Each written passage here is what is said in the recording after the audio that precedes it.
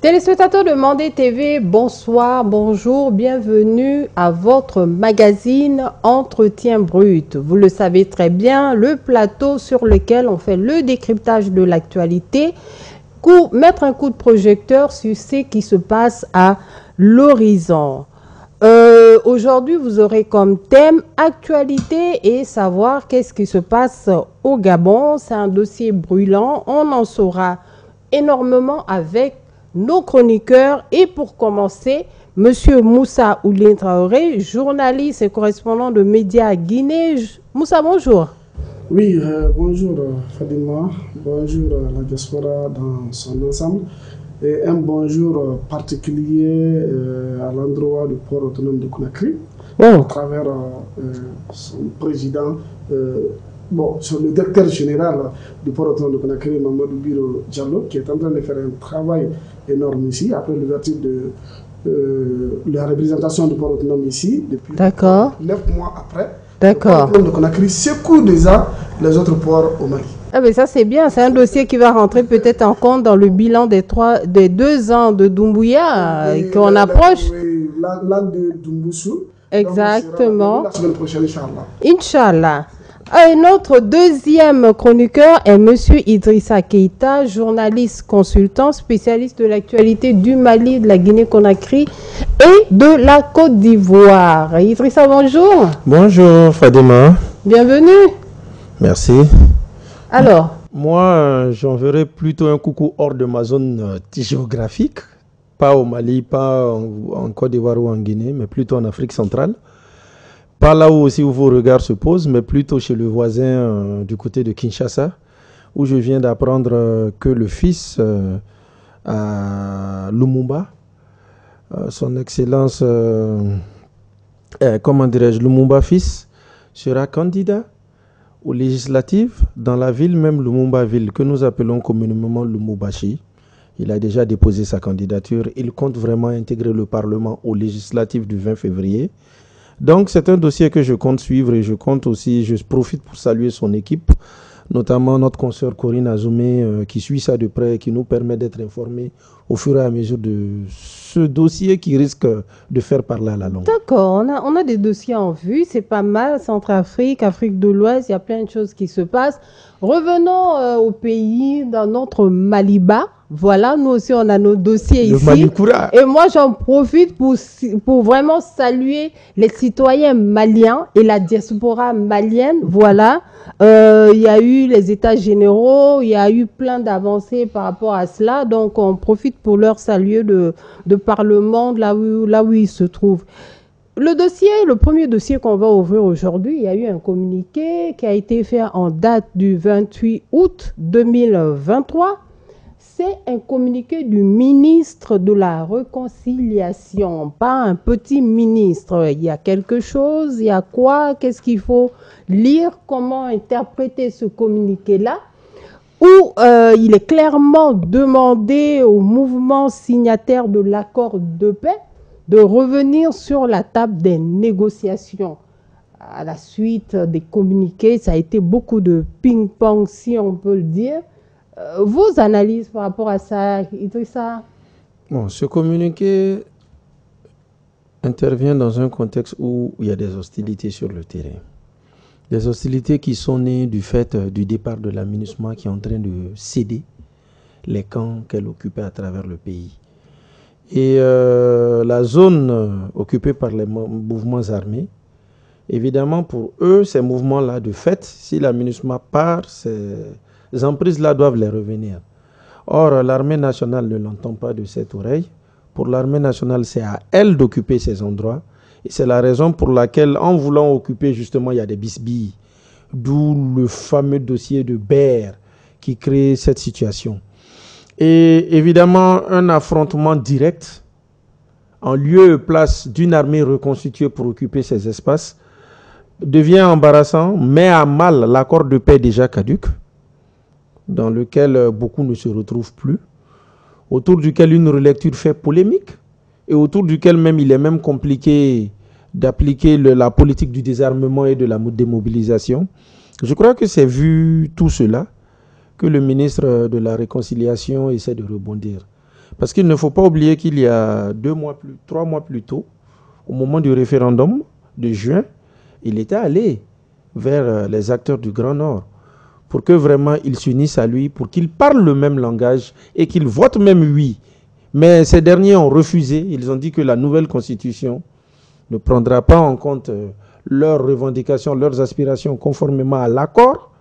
Et Kidal et environ ces zones-là ont voté non. Ensuite, c'est le ministre qui est aux commandes de plutôt le patron de la sécurité d'État, qui lui s'est rendu il y a bientôt 1 mois, qui a eu à échanger avec eux. Ils n'ont pas voulu. Pour même les convaincre, il a dû même faire un arrangement en libérant certains détenus ici des rangs armés de la prison qui ont rejoint le Nord pour pouvoir apaiser, pour qu'ils puissent parler le même langage. Mais même là, ils ne se sont pas compris. Donc, je l'ai dit, la MINUSMA est réellement en train de partir, elle est vraiment en train de quitter le Mali. Donc, l'armée nationale veut occuper ces espaces-là. Et les mouvements armés qui sont dans ces zones-là ne l'entendent pas de cette oreille. Donc, pour le ministre, il a pensé qu'il serait justicieux d'appeler autour de la table tout le monde pour qu'on puisse parler le même langage. Mais est-ce que ça va suivre? La question reste posée. D'accord, merci beaucoup. Moussa? Vous savez, moi, je vais essayer de vous donner cette citation d'un grand philosophe, l'un des Parménides d'Élée, qui disait que l'être est et le non-être n'est pas. Mais on ne peut pas, c'est-à-dire la porte ne peut pas être fermée en même temps ouverte. Ça c'est impossible. Soit le Mali part pour recouvrer sa territorialité, recouvrer son intégrité territoriale, ou bien le Mali se subdivise. Ce département ministériel doit être d'abord supprimé, puisque le communiqué, moi je ne vois pas d'abord l'intérêt de ce communiqué, d'abord de ce département ministériel, le ministère de la réconciliation. Pour moi, une fois que le Mali conquis son territoire, et qu'il y ait maintenant l'armée déployée et que le Kidal est rentré définitivement dans le portefeuille du gouvernement malien, c'est sans cela il faut créer ce département, ce ministère maintenant de la réconciliation, qu'il faut réconcilier les Maliens. Pour le moment, nous sommes en guerre. Nous voulons le retrouvaille de notre territoire. Nous sommes en train de mener une guerre pour retrouver petit à petit notre territoire, notre terre qui a été volée, injustement volée par les complices des puissances étrangères. Et après, en même temps, nous sommes en train de faire aussi un communiqué en appelant les séparatistes sur la table des négociations. Mais qu'est-ce qu'on va dire sur la table? Et réellement, concrètement, qu'est-ce qu'on va dire? Qu'est-ce que la CEMA peut dire aux Maliens? Tandis qu'ils ont des idées. Parce que si vous regardez leur communiqué, et vous verrez qu'ils disent l'armée malienne. Cela veut dire que l'armée de la CEMA est différente de l'armée malienne. Ils ne se retrouvent pas maliens. Donc maintenant, en quoi ce département, ce ministre peut dire à ces séparatistes? Donc maintenant, moi je ne vois pas l'intérêt de les appeler sur une table de négociation. Il faut d'abord donner le temps à cette armée, à Fama, de continuer le bombardement, de libérer les emprises occupées par ces terroristes pour que le Mali soit... Parce que nous voulons un Mali uni. Nous voulons un seul Mali, un et indivisible. Mais nous ne pouvons pas d'abord demander, envoyer les enfants au front pour combattre contre les djihadistes, pour avoir la dignité et l'intégrité territoriale du Mali. En même temps, ceux qui bombardent les mêmes enfants, on les appelle sur la table de négociation. Qu'est-ce qu'on va dire? Mais il faut que Assimi sache qu'il est militaire. Il y a d'autres militaires qui ont fait la même chose, comme Général Conté, quand la Guinée a été occupée en 2001 par par les rébellions, maintenant venant de la Sierra Leone du Libéria, et Guéguédou a été bombardé, et Pamalapo aussi a été bombardé. Mais Général Conté a demandé, étant un militaire, il dit non, jamais on ne négocie jamais avec un État, avec des terroristes, donc des rebelles. Mais il a bombardé tout un quartier à Guéguédou. Il a bombardé tout un quartier à Pamalap. Il a bombardé tout un quartier à Gérokouré. Donc maintenant, pour essayer, on ne peut pas faire des omelettes sans casser des jeux. Donc les bombardements que les femmes sont en train de faire actuellement sur le terrain, ils ont le soutien des Maliens parce que c'est l'aspiration. D'abord, c'est cette insécurité qui a fait partie beaucoup de chefs d'État au Mali, à savoir le président ATT et le président Ibeka. Donc maintenant, on ne peut pas dire qu'on est en train de progresser. L'armée monte en puissance. En même temps, vous tendez la main maintenant à des séparatistes. En tout cas, moi, je ne vois pas l'intérêt de ce communiqué du ministère de la Réconciliation. Il n'a qu'à, d'abord, s'il veut réconcilier les Maliens, il n'a qu'à attendre d'abord qu'on finisse de nettoyer le nord du Mali et que le gouverneur soit installé et que l'État est dignement représenté au nord du Mali. Après, maintenant, il va envoyer une mission de réconciliation. D'accord, c'est quand même le ministère de la Réconciliation et de la Paix. Mais donc, il doit prôner la paix. Le Mali n'a pas retrouvé son intégrité territoriale. On ne va pas parler de réconciliation. Il ne faut pas faire de l'amalgame intellectuel au Mali. Là, quand même, moi, je ne suis pas d'accord. Soit la porte, elle est fermée, soit elle est ouverte. La porte ne peut pas rester ouverte, fermée. Ça, quand même, il faut se dire la vérité. D'accord, merci. Moi, ce que je voulais dire, ce ministère aussi, ça s'appelle aussi le ministère de l'accord pour la paix. Il n'y a pas d'accord. Nous, on ne veut pas l'accord là. Il n'y a pas d'accord dans le jeu. Parce que si vous pouvez parler, vous faire revenir maintenant sur cet accord là. Non, je vais revenir. Je l'ai dit qu'il est caduc. Les Maliens n'en veulent pas parler. On ne veut même pas entendre parler maintenant de cet accord, de cet fameux accord de paix ou de quoi, qui a été signé en mai 2020. Vous savez, ils ont profité de la faiblesse de l'État en 2014 oui, pour parler de cet accord. Mais maintenant, là, le Mali est suffisamment armé et la peur a changé de camp, comme on est en train de le dire actuellement. Et l'occupation du camp de Ber, qui a été occupé par la MINUSMA et qui est rentré aujourd'hui dans le portefeuille de l'État malien, et les femmes occupent maintenant ce camp stratégique. Et c'est ce qui a fait peur la CEMA. Après, maintenant, on sort d'autres communiqués. Et ils ont même assimilé les femmes à des terroristes. Nous, parce que si vous voyez le communiqué de la CEMA, ils disent les terroristes de Fama et Wagner. Donc maintenant, nous sommes terroristes chez nous, dans notre propre territoire, et on est terroristes, tandis qu'on est en train de libérer maintenant les emprises d'occupation anarchique profilées ou accompagnées par certains pays puissants à travers le monde. Mais maintenant là, le Mali est en train de grimper et on va récupérer non seulement Kidal, et d'autres régions aussi qui sont au nord du Mali. Donc maintenant, le ministre de la Réconciliation, s'il m'entend, il regarde cette émission, il n'a qu'à d'abord sa réconciliation, il n'a qu'à d'abord regarder. Et on est en train de monter maintenant pour occuper les jeunes. Merci. Et que le gouverneur soit restitué et que le Mali ait sa plénitude maintenant de pouvoir sur Kidal. Après, maintenant, on va parler de réconciliation. Merci Moussa. De toutes les manières... Idrissa, vous étiez sur une lancée sur l'accord de paix d'Alger. Justement. Parce que je disais qu'il y a une évidence, quoi. L'accord d'Alger, réellement, il est caduc. C'est parce que l'accord, il est caduc. C'est parce qu'on a du mal à mettre tout le monde ensemble. C'est parce qu'on refuse la relecture. C'est parce qu'on parle d'application intelligente qu'il y a un problème.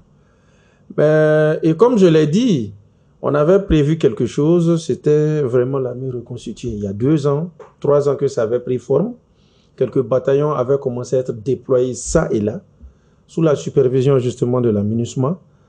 Et finalement, de ce qui me revient, ces éléments-là, beaucoup de ces éléments qui étaient favorables au groupe armé ont déserté.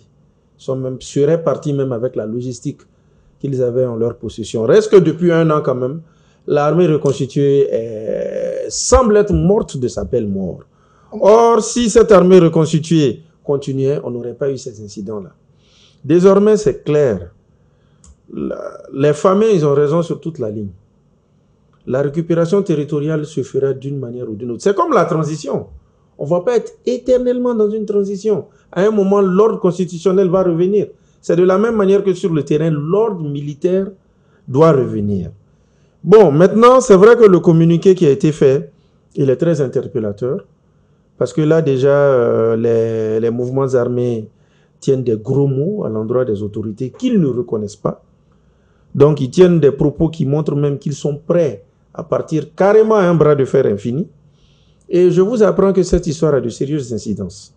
On le sait, le chef de file, le pays porteur de l'accord d'Alger, justement l'Algérie, a des brouilles.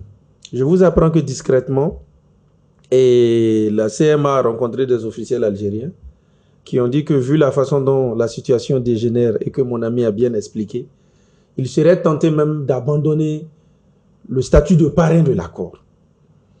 Or aussi, l'incident qu'il y a, c'est que le Mali, dans cette atmosphère-là, a aussi dépêché des officiels pour essayer d'arranger les choses ou de parler le même langage avec l'Algérie, mais ces officiels-là n'ont pas été reçus.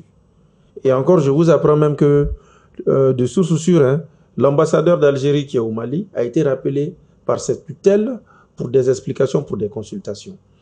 Donc la situation est en train de dégénérer et comme je l'avais dit précédemment, il y avait une initiative communautaire qui pouvait peut-être calmer les choses, c'est-à-dire qu'il s'agissait de cette rencontre des cadres, parmi lesquels je peux parler de l'honorable Assarid, l'honorable Badja, de l'honorable Intala, qui chacun est influent dans la zone, ou même du général Gamou, connu de tout le monde.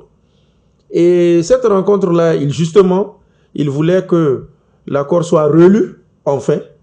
Ils voulaient même créer une commission qui allait vraiment faire la médiation et ils ont été directs à l'endroit des mouvements armés. Il faut que ce qui doit revenir à l'armée revienne à l'armée. D'accord. Mais j'avoue que les tirs qui ont été faits les ont tous pris au dépourvu. Et eux-mêmes, ils sont très embarrassés parce que pour eux, certes, les mouvements armés n'ont pas raison sur la ligne, mais il faudrait que l'État fasse une main tendue. Mais maintenant, avec cette situation, l'accord qui est caduc, le dialogue qui devient de plus en plus compliqué, on va donc voir ce qu'il en est. Parce que vous savez, depuis le moment où on annonçait même le départ de la MINUSMA, la question se posait, qu'allait devenir l'accord? Je crois que l'heure est quand même venue de se retrouver, de partir avec une autre base.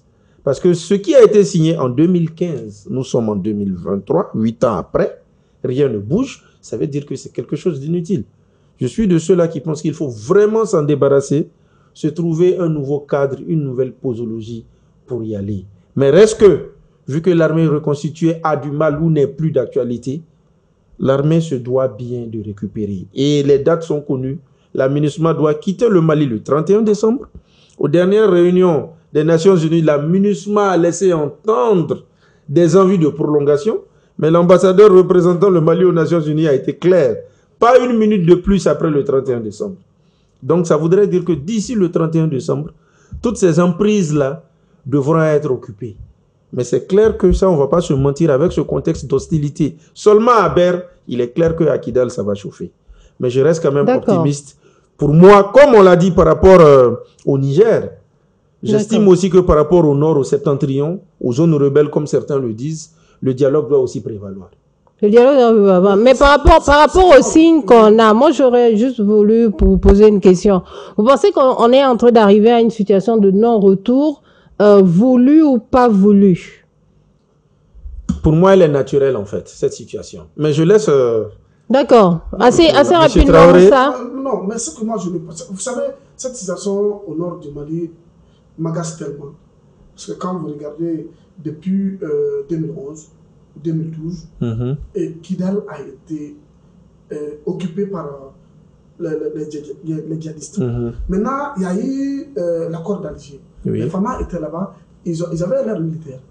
Mais ils avaient du mal à contrôler même les terroristes qui étaient sur leur territoire, qui revendiquent aujourd'hui comme Azawad.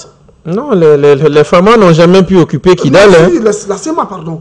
Oui. Voilà, CEMA était là-bas. C'est la CEMA qui a toujours contrôlé. J'ai dit à l'ambassadeur du Tchad qui était nouvellement venu, j'ai dit à la dame, parce qu'à un moment donné, je ne sais pas si c'est en quelle année, il y a eu des diplomates qui sont partis au Kidal, à Kidal. Maintenant, ils ont fait monter le drapeau malien. Moi, je les ai dit. Elle est venue, elle m'a trouvé, elle m'a dit, Traoré, on a maintenant la paix au nord et que le drapeau. Là, j'ai dit non, vous êtes venus, mais regardez encore. Une minute après, ils ont fait descendre le drapeau malien et ils ont fait monter encore le drapeau de l'Azawad. Et cela veut dire qu'ils ont d'autres idées. L'unicité du Mali, étant un État unitaire, peut-être ils veulent une fédération dans la cohabitation. Et c'est ça qui va diminuer la dignité du Mali. Et nous qui sommes là, nous ne voulons pas cela. C'est que nous voulons.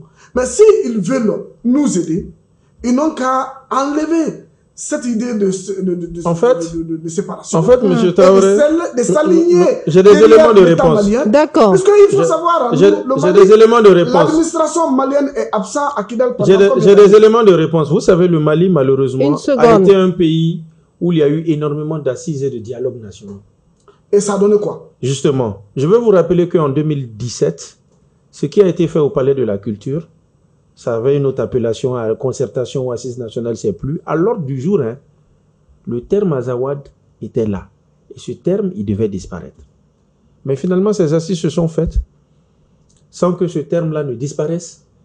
Et justement, même le non-CMA, même leur communication, sur leur page, sur leur prise de parole, partout, ils maintiennent le terme Azawad. Mais il y a une concordance entre le communiqué de la CEMA et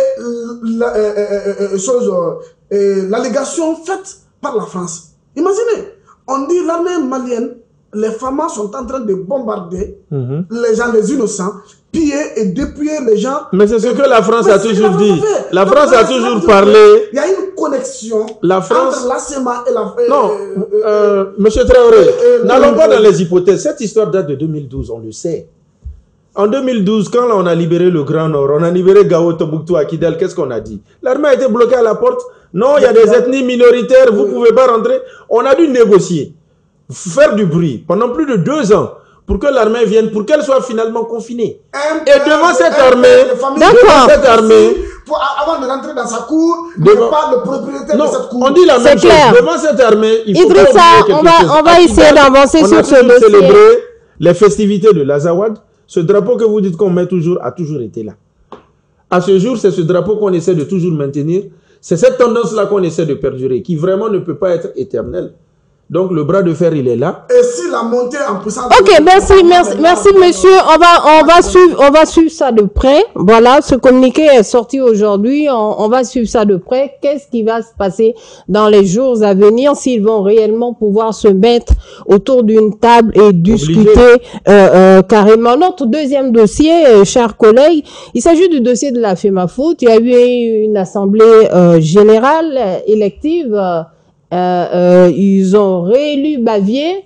Voilà, qu'est-ce qu'il faut s'attendre? Est-ce que la FEMAFOOT, avec ce départ, va vraiment pleinement avoir sa force, jouer son rôle comme il le faut, ou bien pensez-vous que c'est un handicap déjà dès le départ et les footballeurs, les fédérations, le football malien quelque part peut espérer rebondir, ou surtout qu'il y a très prochainement la CAN pour l'année prochaine. Donc voilà, est-ce que c'est déjà bien parti?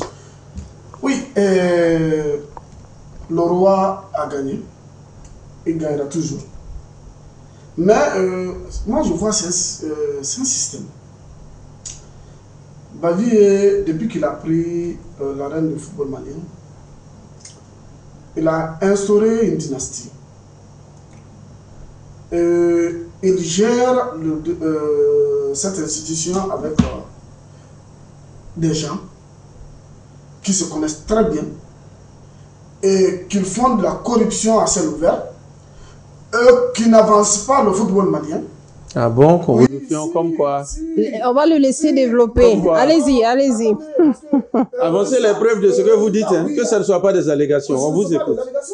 Parce que moi, je vais poser la question tout à l'heure, depuis que Bavier a pris la tête de FEMAFOOT.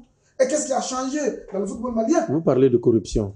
Oui, mais voilà, il faut... Parce que on a vu les Maliens, on a vu les joueurs qui se plaignaient à chaque fois à chaque rencontre, mais le logement n'était pas choisi, ou bien ils ont des primes impayées, et que les entraîneurs aussi démissionnaient. On a vu, depuis que Bavier était à la tête de cette fédération, on a vu les joueurs qui se plaignent. Parce que toi, tu ne peux pas me dire, depuis que Bavier est à la tête de cette fédération, qu'il n'y a jamais eu une seule plainte de la part d'un joueur qui n'a pas été payé, ou bien les primes n'ont pas été payées. On a vu ici, on est au Mali. C'est pas propre à lui, même dans le basket. Non, mais attendez, mais on vous a pouvez vu tout continuer. récemment, même les joueuses qui étaient là avec 1000 francs qu'on les a donnés. Moi, j'ai une version, hein, mais continuez. Les 1000 francs qu'on les a donnés, abandonnés à leur sort, avec les 1000 francs, on a pris le taxi et rentré pendant qu'ils étaient. J'ai une version. Laissez-moi parler, je vous dis. Les joueuses, là, j'ai des éléments. Oui, Laissez-le avancer, Idrissa. C'est dans le département, dans l'institution de Bavier. Même si tu as des versions, ou bien on vous a montré. Mais en tout cas, ce qu'on a vu est que les Maliens qui sont partis défendre dignement le Mali et qui sont revenus, même s'ils ne sont pas venus avec des coupes ou des trophées, mais qu'on les a donné 1000 francs CFA chacune et pour prendre le taxi et aller à la maison. Après avoir été dans une compétition internationale. Donc, cela montre suffisamment la faiblesse de cette institution dirigée par Bavier. Donc, un de deux, moi, mes approches, c'est quoi? Il faut regarder depuis que Bavier a pris la tête de cette institution. Le Mali a été toujours troisième, ou bien dans les derniers carrés de compétitions africaines. Jamais le Mali n'a disputé une finale. Mais bien avant Et ça. après, non, bien avant quoi? Le Mali a disputé une finale en 72. Oui, vous parlez de 72. Après, il y a eu combien de présidents de fédération? Il y a eu combien de présidents de fédération? Il y a eu Kola, il y a eu Baba Diarra quand même. C'est ça qui vous a infligé. Non. Non. Non. Vous prétendez défendre l'indéfendable ici. Bavier ne peut pas continuer à gérer cette institution. On a vu avec le Cameroun. Et on veut une nouvelle tête. Cameroun, j'y viens. Oui, on a changé le président. Et quand Eto'o est justement venu, tout a changé. Et on a vu Cameroun dans une Coupe du Monde. Et que Bavier, Mali, avec tous ses talents, avec tous ses joueurs internationaux, avec tous ses binationaux, que le Mali n'arrive même pas à se qualifier à une Coupe du Monde. Ça, c'est quand même, c'est intolérable. C'est pas propre à Bavier. Un président de la fédération qui est incapable de nous trouver un entraîneur qui peut dignement, ou un sélectionneur qui peut dignement, comment dirais-je, faire bouger l'équipe. Ou bien même le championnat malien, il faut regarder aujourd'hui, le championnat malien de 2000 à 2005 et le championnat malien d'aujourd'hui, qui n'a même pas la Guinée qui vient de renaître de ses cendres aujourd'hui et qui accompagne ou bien qui représente toute l'Afrique francophone avec le Roya, mais il faut quand même que Bavier, peut-être avec sa réélection, avec peut-être ce système qu'il a mis sur place, mais s'il ne donne pas quand même satisfaction, peut-être il sera délogé quand même par une foule. Nous, quand même, dans la nouvelle génération, nous voulons quand même, avec une nouvelle génération, le Mali Koura, une nouvelle fédération et des nouvelles têtes et de nouveaux joueurs. J'ai l'impression que vous avez un visiteur de nuit qui pourrait s'appeler ça là. Idrissa, on peut espérer la FEMBA Foot Koura avec ça. Allez-y. Tout d'abord, je veux rebondir rapidement. Vous avez parlé du Cameroun. Je vous apprends qu'au Cameroun, Samuel Eto'o, depuis 2 semaines, a sur le dos une facture du gouvernement qui exige des comptes. Le mondial dont vous parlez, il est venu voir le gouvernement pour solliciter des fonds qu'il allait restituer. Au départ, il a parlé de 14 milliards. Le Premier ministre a dit que c'est trop. Il y a eu un arbitrage, il a eu près de 3 milliards.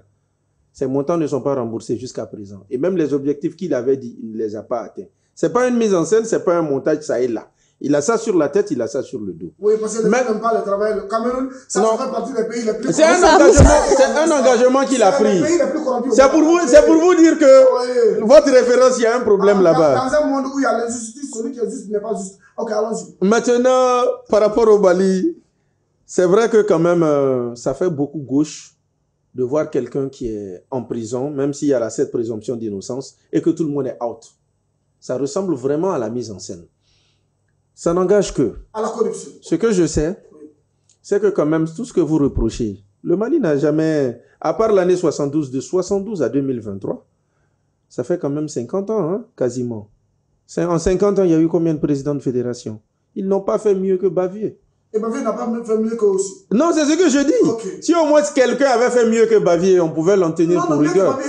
Et Bavier, à cet instant... Il faudra que Bavier fasse mieux que... Non, ce que vous oubliez, oui. Les dernières compétitions de la CAN sous Bavier, le Mali s'est quand même qualifié. Et aussi la CAN à venir en Côte d'Ivoire, où je serai quand même de la partie. J'espère même vous trouver peut-être dans une chronique, un entretien brut sportif. Là-bas aussi, le Mali, il est qualifié. Tout ce que je veux quand même vous dire, Bavier a un groupe. Avec les primes impayées. Voilà, les primes impayées, justement. Oui. Moi, les informations que j'ai eues, qu'est-ce que c'est? C'est qu'en fait, l'endroit où les enfants étaient, qui était l'aéroport, je crois, c'est pas là-bas que le paiement, il se fait. Il y a un endroit où le paiement, il se fait. Et en fait, c'est la liaison qui n'a pas été faite pour qu'ils se rendent là où se fasse le paiement. Mais par contre, qu'est-ce qui se serait passé? Que ce serait un fan, comme on dit un mécène, un fan, une personne anonyme, qui était sur les lieux, qui a vu les filles, qui étaient contents de leur parcours, qui a fait un geste en fait. Et c'est justement cette chose-là qui aurait été instrumentalisée. En tout cas, je l'ai d'une source sportive, cette même source-là qui m'a dit pourquoi ça a justement été éliminé, parce qu'il a fait la signature avec le Ségal au lieu que ce soit avec le président qui n'a pas été désigné. Mais justement, là en ce moment, on se pose la question, pourquoi ces joueuses ne sont pas venues rejustifier plus tard avec des vidéos? Voilà. Elles étaient devant le bureau par contre, de la Fédération malienne de football. Elles disent dans la vidéo que nous sommes devant la fédération. Imaginez quand on est venu ici, on nous a jetés ici comme des ordures et en nous donnant 1000 francs chacune. Par contre, moi j'ai pas fini. D'accord. J'ai pas fini. Je voulais. Moussa, Moussa, on va laisser, on va laisser Idrissa aller. Je voulais. Avec sa dynastie. Okay. En fait, il y a quand même quelque chose. Hein. Bien que ma source m'ait dit pour ça là, et que ça tient la route, peut-être que pour les filles, plus ou moins, ça tiendrait la route ou pas. Mais je suis témoin quand même vivant d'une chose. J'ai un jeune frère. Aucunement. Et puis c'est une guerre de positionnement. S'il vous plaît, on va avancer. Je disais que je suis quand même témoin d'une chose. J'ai un jeune frère, Ousmane Keïta, qui était à l'association sportive de Korofina dans les années 2000, Issou, qui jouait justement en seconde division, qui arrivait en première division, qui a commencé à jouer avec l'équipe nationale, junior jusqu'à senior. Mais qu'est-ce qui se passait? Quand Issou partait en compétition, non seulement c'était les mêmes maillots qu'ils avaient, 2 maillots qu'ils avaient, et quand un match finissait, ils ne pouvaient pas se permettre de changer même un maillot. Et quasiment pendant tout un match ou pendant toute une compétition, on prenait les mêmes maillots qu'on lavait, et c'était ce qu'ils reportaient. Ça, c'était les maillots. Non, c'était en 2005, en 2008, en 2010, avant les années 2010 ou vers les années 2010. 10 ans plus tôt, disons. Et encore que ça, c'était ça. Quand ça finissait, les primes, c'était exactement ça. Les gars pouvaient faire 4 mois, 5 mois, 6 mois, ils n'avaient jamais leur prime. Par contre, tenez-vous bien, l'équipe qui doit aller à Abidjan, les Aigles les a. Eux, par contre, ils avaient 3 maillots par match. Et quand le match finissait, ils pouvaient aller avec tous les maillots. On ne les demande pas, on ne les regarde pas. Bon, on mettait beaucoup de maillots. Un maillot peut se déchirer, quelque chose peut arriver. C'est très rare. Mais quand il garde ce maillot-là, quand le match finit, il prend ses 2 autres maillots, il va avec. Et tenez-vous bien, comment est-ce qu'on les payait? Le comptable venait, régisseur, venait, il dit ouvre, dollars, CFA, euros. Ta prime de match ou ta prime de sélection. La devise dans laquelle tu veux, tu prenais. Et ça, Issou me relatait ça, je voyais ça jusqu'avant les années 2020. Donc, quelque part, quand moi, quand même, j'ai vu ces filles-là, que ce soit un montage ou pas, je sais que ça a toujours été le cas avec les équipes juniors, avec les équipes minimes. Pas avec les équipes A, où on sait qu'on est avec des A, avec des professionnels. Maintenant, c'est vrai que quelque chose aurait peut-être pu décanter la situation. C'était la FIFA. Le ministre, quand même, a eu le réflexe d'appeler la FIFA pour un arbitrage. Mais la FIFA a dit que non, tout va bien. C'est donc la FIFA peut-être qui a ouvert la voie à la crise ou qui a enlisé la crise. La FIFA a dit que il a une présomption d'innocence. Les arguments avancés pour l'élimination des autres fait que nous, on ne peut pas invalider. Donc la FIFA a donné cette réponse-là.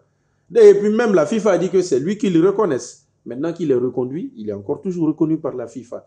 Tout à fait. Ok, d'accord. On va boucler cette parenthèse-là, ce dossier. On va prendre un troisième dossier. C'est la grève au niveau du centre universitaire Gabriel Touré, qui est en cours, qui finit à la date du 31 août. Voilà. On se pose la question. On a eu un nouveau gouvernement, une nouvelle ministre de la Santé, une femme assez expérimentée qui se connaît, mais les usagers ou les patients au niveau de cet établissement hospitalier, voilà, souffrent toujours. Qu'est-ce qu'on peut lire? Quelle lecture pouvons-nous faire par rapport à ça? Quelle lecture avez-vous pu faire avant qu'on en parle ici sur le plateau, Idrissa? Déjà, ce gouvernement a quasiment 2 mois, parce qu'il est tombé un 1er juillet, en pleine Tabaski d'ailleurs.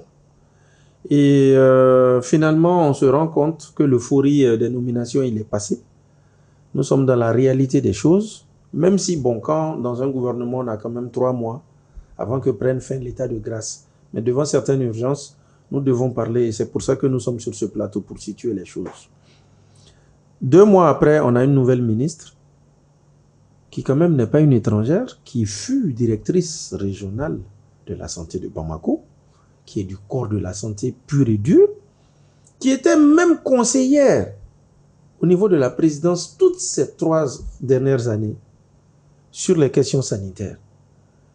Elle partait tout le temps avec l'ancienne ministre Djamilatou, qui était au cœur même de ces questions de grève-là sur le terrain. Et c'est justement même ces revendications syndicales infinies qui ont eu raison de Djamilatou, avec qui finalement il y a eu permutation. Djamilatou est désormais conseillère santé et Mme Badjalo Touré est aux commandes de ce ministère. Mais il reste que les mêmes choses continuent. Et cela est à déplorer parce que depuis le président Ibeka, pour précision, quand il y avait le monsieur Michel Sidibé, d'ONU-SIDA qu'on ne présente pas, depuis cette époque déjà, ça avait été à un certain niveau. À telle enseigne que même les prestations, le plateau technique ont été remis en cause et on voulait même retirer le marché. Parce que généralement, les grèves, c'est ça. Les prestations, au-delà des questions salariales et autres, le plateau technique, le matériel. Et on s'est rendu compte qu'à l'époque, c'est un certain Big Togo, actuellement candidat dans la fameuse commune de Yopougon, et qui est aux commandes de Perchoir de la Côte d'Ivoire, qui a justement ce marché. Donc, c'est quand même étonnant qu'après autant d'années, justement, comme j'ai dit, un détenteur du Perchoir. Donc, c'est justement ce dernier-là qui a la logistique des centres universitaires hospitaliers. Donc, c'est quand même très embarrassant et ça met la ministre à rude épreuve. Elle se doit vraiment de, comment dirais-je, faire face aux défis. Parce que, bon, tout le monde s'est posé la question, comment sous Djamilatou, il y a toujours eu ça de façon récurrente. Techniquement, Djamilatou aussi a une forte expérience en santé sociale, près de 30 ans. Mais elle est tombée. Et la ministre Badjalo a intérêt à ne pas tomber et à vraiment être regardante sur les questions sociales. Maintenant, il y a un paramètre que nous allons devoir prendre en compte. Le pacte social vient d'être signé. Exactement. Et je crois que c'est peut-être ce qui va la sauver ou la soulager. Parce que le pacte social, il change tout. Si le pacte social n'était pas, notre analyse allait aller dans un sens. Mais on doit prendre ça en compte. Parce que je crois que justement, c'est cette grève et certaines autres et d'autres antérieures qui ont été prises en compte pour aller vers le pacte social. Donc, normalement, le gouvernement va avoir une certaine paix et une certaine stabilité. Donc, un boulevard pour bien faire. D'accord. D'accord, merci. Moussa? Oui, vous savez, quand vous analysez très bien cette situation de la santé au Mali, c'est une situation qui ne date pas d'aujourd'hui, comme Idrissa vient de le dire. Ce n'est pas aujourd'hui que ça a commencé, depuis le temps d'Ibeka. Ils ont des revendications, ils ont des choses à montrer. Mais la ministre est venue prendre quelque chose presque qui était déjà cuit, et qu'elle a hérité quand même un feu. Donc, un feu. Oui, si, parce qu'elle venait trouver la grève. Il faut se dire la vérité. Donc, maintenant, mais la grève ne date pas d'aujourd'hui. C'est ce que j'ai dit. Elle est venue trouver cette situation comme ça. Oui. Maintenant, pour pouvoir la désamorcer, ce n'est pas en 2 mois. Elle vient d'être nommée. Donc, il faut qu'elle regarde d'abord cette situation de très près. Maintenant, quelles sont les décisions politiques à prendre pour essayer de satisfaire les grévistes? Donc, mais ce n'est pas maintenant. Et en tout cas, elle tente d'assurer, ou de rassurer les protagonistes, maintenant les grévistes. Monsieur Traoré, oui, non. Soyez, vous savez, quand un ministre vient, soyons parfois regardants sur son profil. Madame Badialo est du corps de la santé. Non, Madame Badialo est du corps de la santé. Toutes ces grèves-là ont pris forme. Elle n'était pas ministre. À l'époque, elle était la directrice régionale. Elle était la directrice régionale de la santé. Elle n'a pas du tout été étrangère. Qui était un poste technique.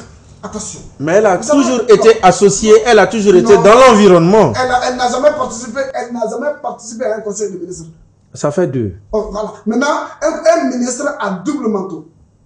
Manteau de technique et manteau politique. Non, il faut se dire la vérité. Madame Badialo n'est pas politique, c'est son époux qui est politique. Non. Faites attention. Elle ne savait rien ce qui s'est passé au conseil des ministres parce que tout est décidé là-bas. Et qu'est-ce que son ministre disait au conseil des ministres? Attention. Et pourquoi, à l'absence des ministres, un secrétaire général ne participe jamais à un conseil des ministres? Parce que le secrétaire général n'est pas politique. Attention, il faut se dire la vérité. La ministre aujourd'hui, elle était technique parce qu'elle gérait. Justement, c'est une technocrate qui est au département, pas une politicienne. Mais elle est obligée de faire la politique du gouvernement. Attention, il faut se dire la vérité. Non, je ne sais pas. Qu'est-ce que vous voulez? Elle conduit une feuille de route, mais elle n'est pas politique. Cette feuille de route-là, c'est ce qui, d'abord, elle est obligée de se soumettre l'exigence à l'évidence. Donc elle est obligée, elle est venue trouver cette situation comme ça. D'autres ministres qui ont précédé n'ont pas désamorcé. Je veux rebondir, Madame Fadima. Non, je pense qu'on va clore ça. Il n'y a plus rien. Il n'y a plus rien. S'il vous plaît, Madame Fadima. On va passer. Je suis désolée. Non. Madame Badialo, acceptons-le. Est du corps de la santé. Non, vous n'avez pas la parole. Idrissa, merci beaucoup. Ce dossier, s'il reste ouvert ou s'il revient, on va en discuter. Mais ce qui est-il, j'ai compris les deux tendances. Et Moussa, d'après vous, il faut accorder encore plus de temps. À la dame. Bon. Non, mais elle est du corps. Quelqu'un qui n'est pas du corps, qui est novice, on peut le comprendre. Elle avait son chef. Mais par contre, là, on doit être exigeant. Même ça ne justifie pas. Quand il y a du boulot, il faut le faire en tout cas. Ça ne justifie pas, en tout cas, à moi, mon sens. J'estime que c'est un problème récurrent qui revient toujours et qui doit évidemment être pris en compte. Voilà. Donc, on va boucler l'actualité nationale. On passe à l'actualité régionale. Et pour ça, il y a un gros dossier qui nous tombe une bonne patate chaude. Voilà, il va falloir la consommer. Il s'agit du Gabon. Il y a des élections qui se sont passées. Il y a eu évidemment des événements. Moi, je suis allée piocher, aller chercher un petit peu l'information parce que je m'intéressais vraiment à tout ça. Alors, il se trouve qu'au Gabon, pendant les élections, il y a beaucoup de bureaux, notamment la diaspora, qui n'ont pas voté. Au Mali, le consulat ici, il n'y a pas eu un bureau de vote ici. Mais par contre, avec les amis, les correspondants sur place au Gabon, comme quoi le Mali a été comptabilisé comme plein d'autres pays à voter. Donc, c'est du tripatouillage qui finalement a donné ce résultat-là où on voit un comité qui passe à la télé et qui annonce ce coup d'État, le comité de transition et de restauration des institutions. Chers collègues, j'attends vivement vos analyses. Ce tripatouillage me fait penser au pays où il y a eu Ebola qui passait vers un 3e mandat en 2020. Donc, et encore toujours un 3e mandat au Gabon. Vous savez, il y a un terme que j'ai dit ici. Un aîné m'a même attaqué, m'a dit de revoir mes mots. Mais ce terme-là qui est péjoratif, finalement, il aura tout son sens. L'international pushiste. Je ne le dis pas pour condamner les militaires, je ne le dis pas pour les soutenir. Mais de plus en plus, ça commence vraiment à prendre de l'ampleur.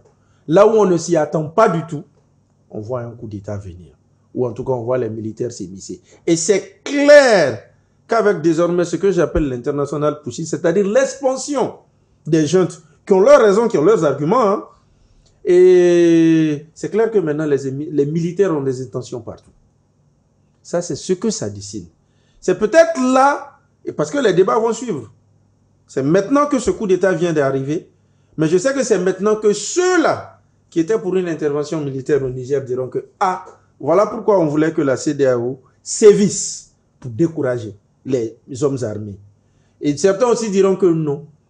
Tant qu'il y a des tripatouillages, tant qu'il y a des présidents valets de l'Occident, ou tant qu'il y a des chefs de l'État qui ne sont pas réalistes aux aspirations de leur population, il va de soi que ça soit ainsi. Pour en venir à l'élection à Libreville, et vraiment, c'était de la polémique. On ne va pas se mentir. Internet coupé, grogne populaire, grogne sur Internet, couvre-feu. Et finalement, c'était des arrestations. Il y avait des arrestations, une vague d'arrestations. Bon, évidemment, il y a eu la guerre des chiffres. Moi, quand même, les chiffres qui me parvenaient, je ne sais pas si c'était ça la réalité, c'était que l'opposition avait gagné. Près de 70%. Vrai ou faux, je ne peux le dire. Mais c'était ce qui m'arrivait à moi dans mon portefeuille, comme le dit mon cher frère. Donc, j'avoue que quelque chose où il y a une polémique tout autour, où il y a des restrictions, évidemment, il va de soi qu'on va se dire que mais qu'est-ce que le pouvoir a à se reprocher? Encore que c'est encore un Bongo qui revenait. Parce que quand même, depuis près de 40 ans, 55 ans, c'est la même famille 55 ans qui est aux affaires. Ça veut même dire que même les votants de maintenant n'ont connu que cette famille, en fait. Et c'est clair que dans ce tripatouillage ou dans cette confusion, les militaires y trouvent toujours leurs arguments pour intervenir. Donc, c'est quelque chose de très malheureux. Moi, ça m'a beaucoup surpris. Surtout que, peut-être que quelque part, j'insistais sur une chose au Gabon, hein, qui nous a inspiré dans notre face à trois avec Dr Daba Diawara. Je parlais de cette nouvelle tendance de modification. Peut-être que c'est depuis là que les militaires se sont braqués. Rapidement, c'était quoi? Il y a bientôt 4 mois. Pas un référendum comme l'a fait la RCA ensuite, mais une révision, quelques articles qui ont été retouchés pour dire que désormais, tous les mandats seront de 5 ans. Parce que tous les mandats électifs, certains étaient de 7 ans, d'autres étaient de 5 ans. Ils ont été tous remis à 5 ans. Et pour la présidentielle particulièrement, il n'y avait plus de limitation de mandat. Et encore, il n'y avait pas de second tour. Donc je me dis que peut-être que tout est parti de là. Mais reste qu'au bout du compte, je dirais que les mêmes causes produisent toujours les mêmes effets. Ok, Moussa. Ce coup d'État, bon, moi je vais dire d'abord tentative de coup d'État, parce que je connais un peu l'histoire de ce petit pays de l'Afrique centrale, qui n'est pas son premier coup d'État. On a vu un premier coup d'État en 1964, dans la ferveur de l'indépendance, qu'on avait déposé et que la France a intervenu pour rétablir le président. Et que ce même président Léomba prend un décret en vendant son pays aux Français, de l'ouest à l'est, du nord au sud. Tout le territoire appartient aux Français, puisqu'il a été sauvé par les Français. Je suis en train d'analyser. La France a perdu un allié très sûr en Afrique de l'Ouest, le Niger. Même s'il reste encore la Côte d'Ivoire et la Tiranga, le Sénégal. Mais en Afrique centrale aussi, la plupart de ces pays étaient des alliés de la France, mais le pays le plus riche, peut-être en Afrique francophone, qui a été colonisé par la France, c'est le Gabon. Non. C'est plutôt le Cameroun. Hein. Non, le Gabon. La première puissance économique de la zone, c'est le Cameroun, hein, je vous le rappelle. Le Gabon essaie de changer l'ordre. Je vous informe que le Cameroun est la première puissance économique d'Afrique centrale. Non, le Gabon essaie d'inverser la tendance, mais ce n'est pas encore le cas. Maintenant, en fourniture, vous savez, c'est le pays qui l'habite. Vous savez, la France est beaucoup plus implantée au Gabon qu'au Cameroun. Oui. Le pétrole gabonais était contrôlé par la France, Elf. Vous le connaissez. Et le bois gabonais était contrôlé par la France. Évidemment. Donc, maintenant, vous parlez des militaires, mais moi, je suis en train d'analyser la montée en puissance de du sentiment anti-français. Le sentiment anti-français. Vous savez, le syndrome malien est en train de gangréner. Je vous avais dit cette phrase de... comment dire, la rivale à ne pas humilier. Non, cette phrase de Mahatma Gandhi. Oui. Maintenant, lorsqu'une personne reconnaît qu'il est contraire à sa logique d'homme, d'obéir, aucune force tyrannique ne peut la servir. Le Gabon, connaissant son histoire, on a vu un opposant gabonais. Il y a une autoroute au Gabon qui n'appartient même pas, qui est au centre-ville du pays, de Libreville, qui n'appartient même pas. Quand pour pouvoir faire le défilé, un gouvernement gabonais, tu es obligé d'adresser un courrier aux Français pour t'accorder le boulevard, pour pouvoir faire votre défilé. Pendant l'indépendance de ton pays. Vous appelez ça un pays normal.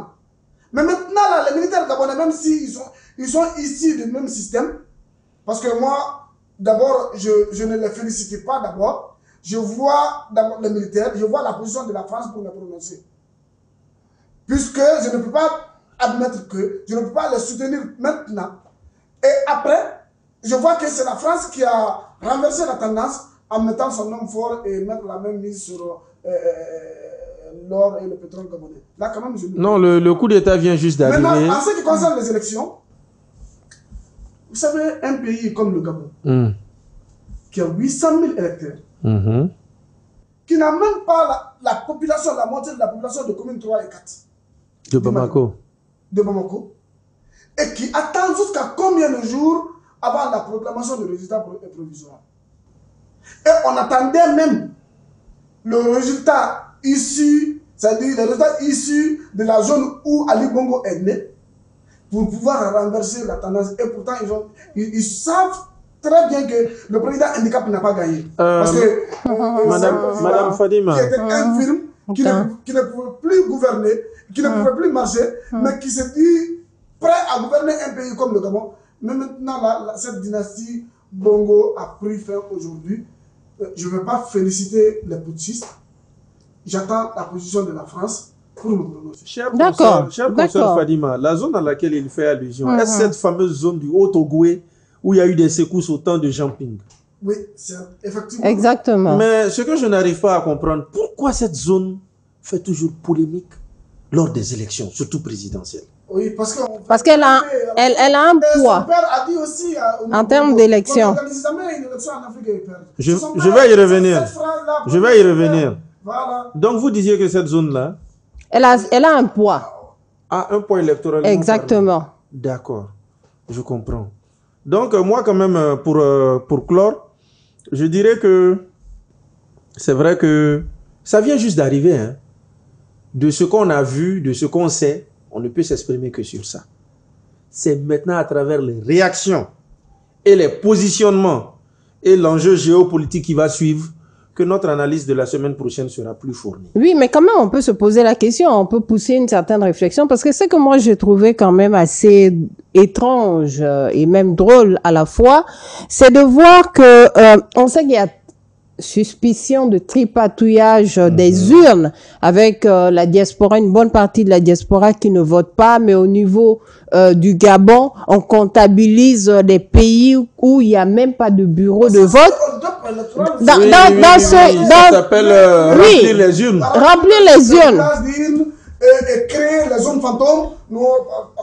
Créer les zones fantômes parce que tout à fait. Créer des zones fantômes pour essayer de renverser le résultat. Mais il faudra-t-il craindre, parce qu'il faut voir celui qui a gagné les élections de l'opposition, celui qui est venu au pouvoir, celui qui a fait le... Justement, Moussa. C'était un parent à Ali Bongo. Puisque il a gagné les élections.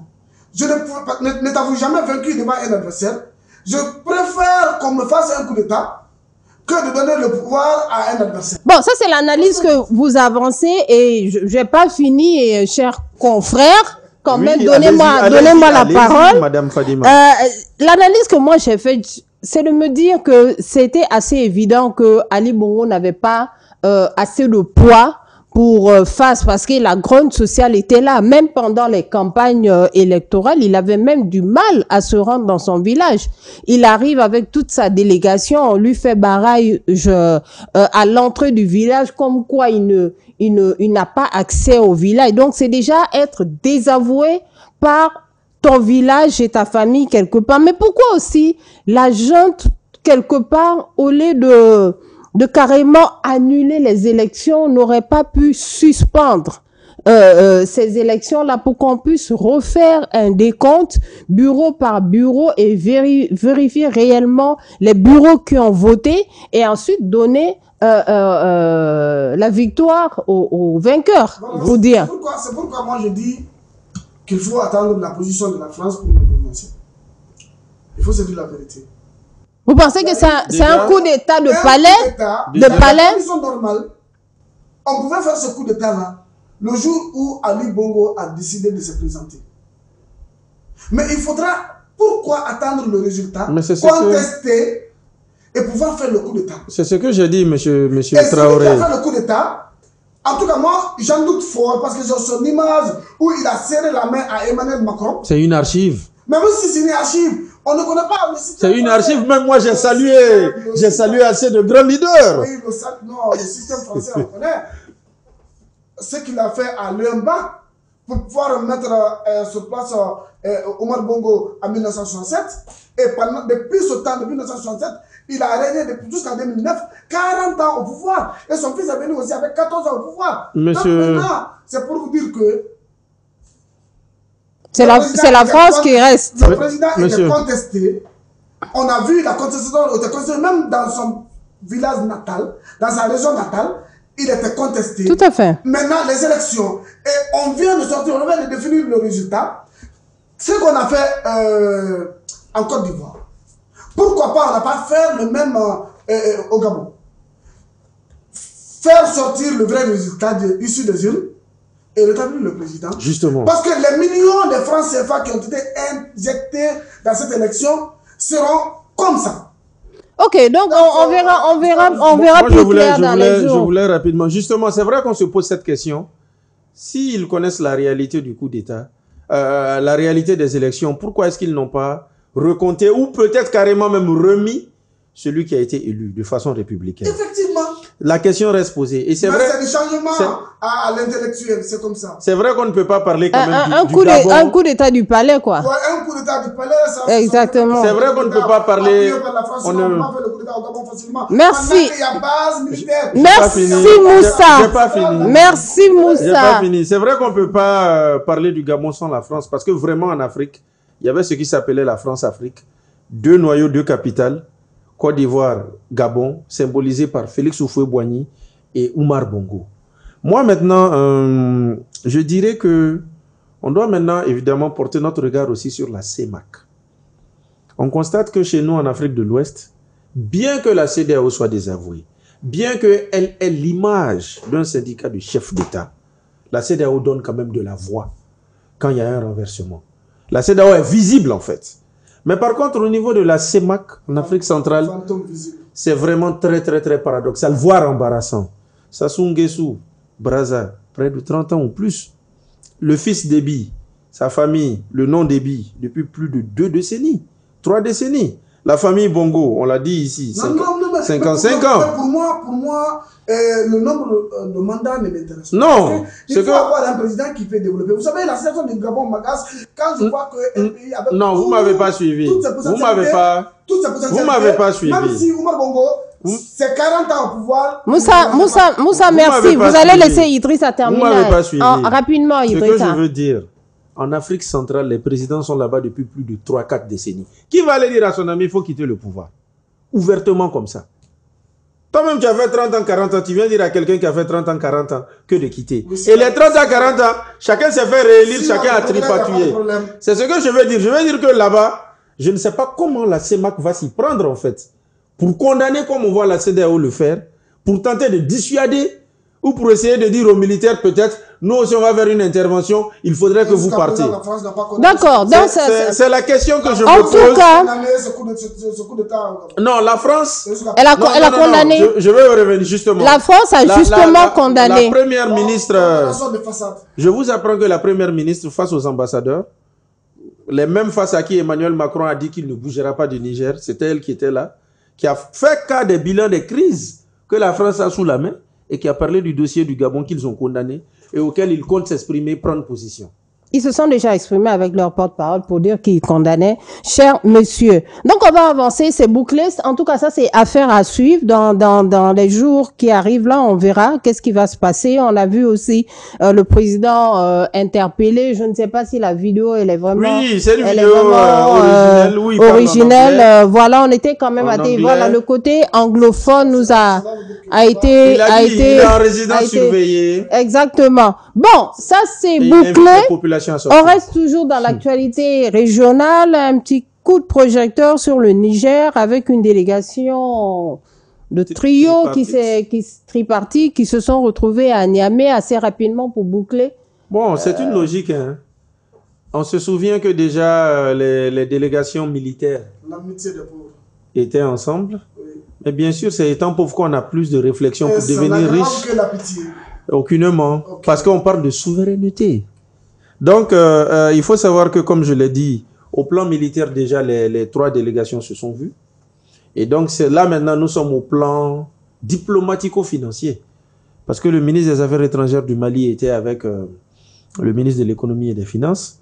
Parce que ces pays-là, au-delà de la diplomatie, au-delà du fait qu'ils vont s'ouvrir tous les canaux pour aller ensemble, ils vont aussi économiquement s'allier et faire front commun. Évidemment, ils pourront avoir pour base arrière Conakry, qui a dit dans son communiqué qu'il ne se reconnaît pas dans les décisions et les sanctions de la CEDEAO. Ensuite, il faut savoir que ce truc tripartite-là, ça rappelle un peu historiquement celui de la Guinée. Hein.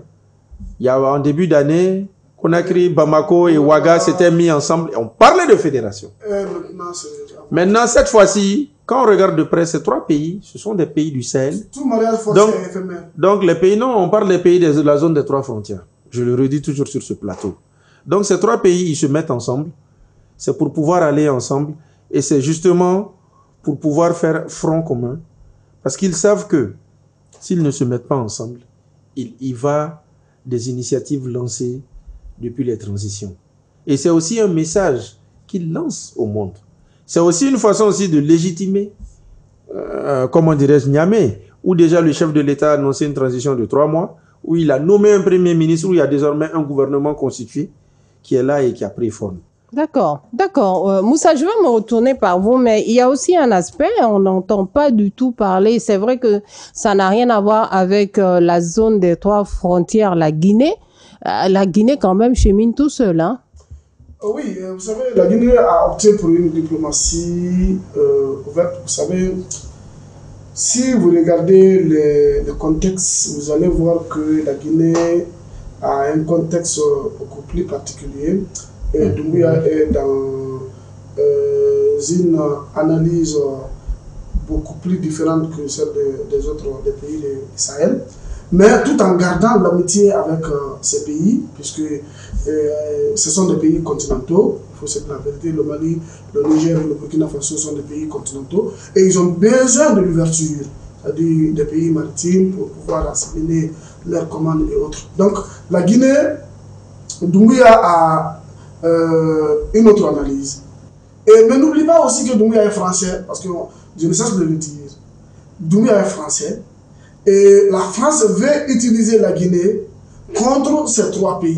C'est ça que le Mali a vu. Sinon, la Guinée était bien partie, nouvellement partie avec le Mali et le Burkina Faso, pour pouvoir créer, il y avait même cette idée, les trois ministres se sont rencontrés au Burkina Faso, les trois ministres des Affaires étrangères se sont rencontrés au Burkina Faso. Donc, il y a eu aussi des délégations guinéennes au Mali et les délégations guinéennes qui étaient beaucoup plus présentes en Guinée. Mais on a vu un refroidissement du climat. Mais ce refroidissement du climat et de coopération entre les deux pays ou entre les trois pays est né du fait que ces deux pays, Burkina et Bamako, ont soupçonné Doumbouya d'être pro-occidental. Et pourtant, l'ami, on dit l'ennemi de ton ennemi est ton ennemi.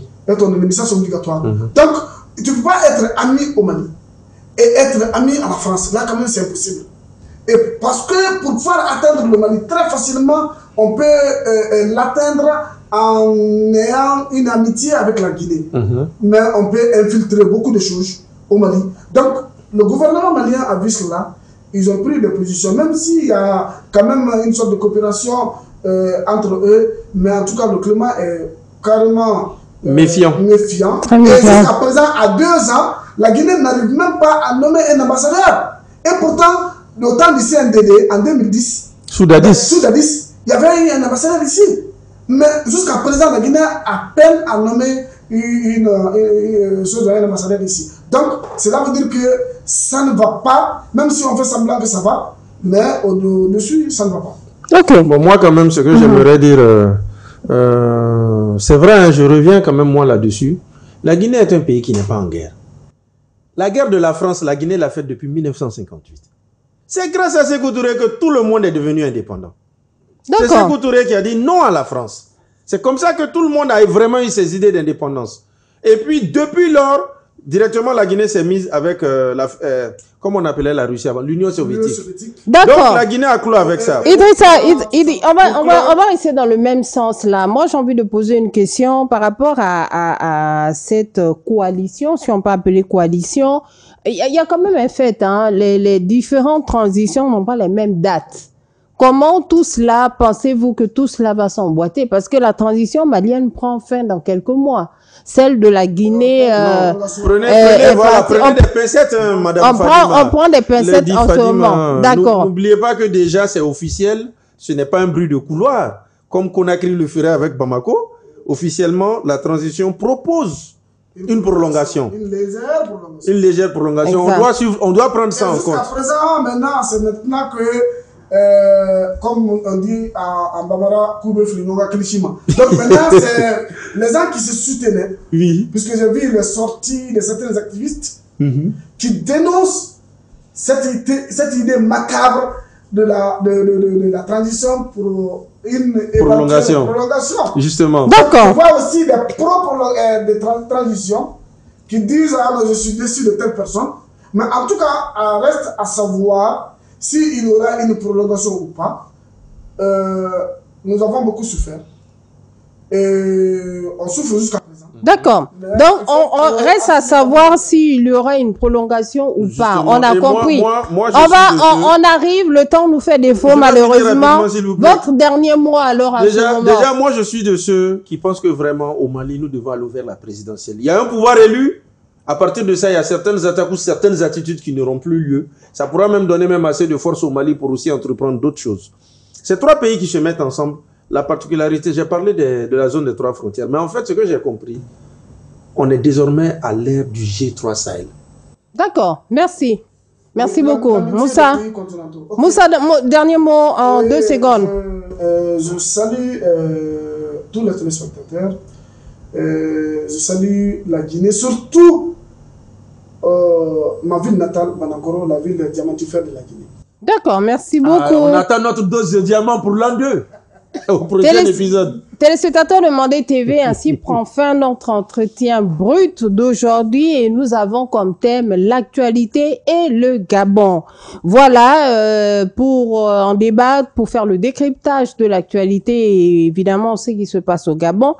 J'ai sur mon plateau Monsieur Moussa Oulé Traoré, journaliste et correspondant de médias guinéens, et aussi Moussa Idrissa Keïta, journaliste consultant spécialiste de la Côte d'Ivoire, du Mali et de la Guinée. Messieurs, on se dit à la prochaine pour d'autres dossiers assez croustillants. Moussa? L'an 2 de la transition en Guinée. l'an 2 de la transition en Guinée sera vous avez déjà un avant-goût du plateau prochain. Donc, on se dit à la prochaine pour un autre décryptage de l'actualité. D'ici là, restez toujours sur les ondes de Mandé TV. Allez-y voir nos pages YouTube, Facebook, Mandé TV, Reflet du Mali. Et on en profite pour saluer la partie technique qui a assuré ce tournage. On se dit à la prochaine.